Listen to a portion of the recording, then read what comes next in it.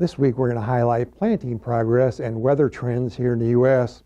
We're going to come back and update the latest export trends. And we're going to wrap things up the long-term review of November soybean futures.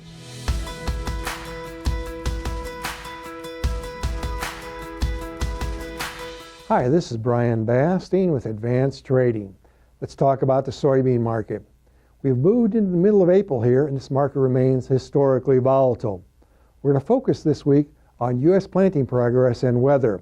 Let's take a look at the latest trends in rainfall. Starting out here, looking at past precip as a percent of normal over the last 14 days. Kind of a proxy for topsoil moisture. Looking at that green area there, highlighted across some key soybean areas across all of Iowa, most of Illinois, quite a bit of Wisconsin, all of Michigan, drier out west. Let's take a look at soybean planting progress here. We're off to a quick start nationwide, 6% done compared to the 2% average and 2% last year. Notice that progress down in Arkansas, Mississippi, Louisiana is well ahead of last year in the average. Let's now take a look at the history of soybean planting progress. Again, that red dot well above the last few years in the lower left-hand corner. On average, over the next 2 weeks, approximately 10% of the U.S. soybean crop is planted. So again, that's weather permitting, of course, but we're off to a brisk start. We'll update this for you every week. Speaking of weather, let's take a look at the short-term trends. Our slides this week, as usual, are courtesy of T-Storm Weather. Starting out here looking at generalized rainfall through Saturday of this week. Notice across that pink area is the heaviest amounts, 1.25 to 2.5 inches possible. Across that green area, 1/2 inch to 1.5 inches. So it could be slow going for bean planting across the heart of the Midwest this week. Let's look ahead to next week, April 22nd to the 28th, all across that green area. Some organized thunderstorms are possible, particularly around next Friday, the 24th. Let's now take a look at the backdrop of soybean production and the rainfall over the next 14 days.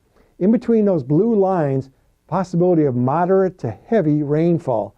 So again, it could be slow going for bean planting in that region. A little drier as we move further out west. Let's now take a look at rainfall totals over the next 2 weeks.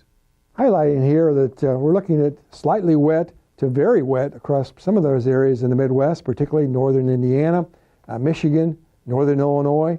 As you move further west, more closer to normal across Minnesota, parts of western Iowa, western Nebraska, Missouri, Kansas. But overall, it could be a slow start across the Midwest here the next 2 weeks. Let's shift gears now and focus on export trends here in the U.S. Again, we're looking at an export pace here for 25-26, 25% lower than last year. Now we've highlighted here as we look at China, that's the main reason. We're looking at only 341 million bushels shipped to China this year, well below that average of the last 5 years. The key question is, will China buy additional old crop beans from the U.S.?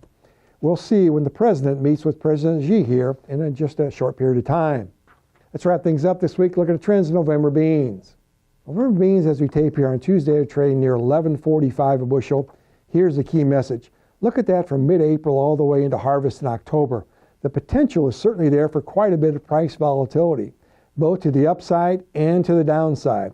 That's why it's critical that you continue to work closely with your trusted risk management advisor to manage price movement and avoid price prediction.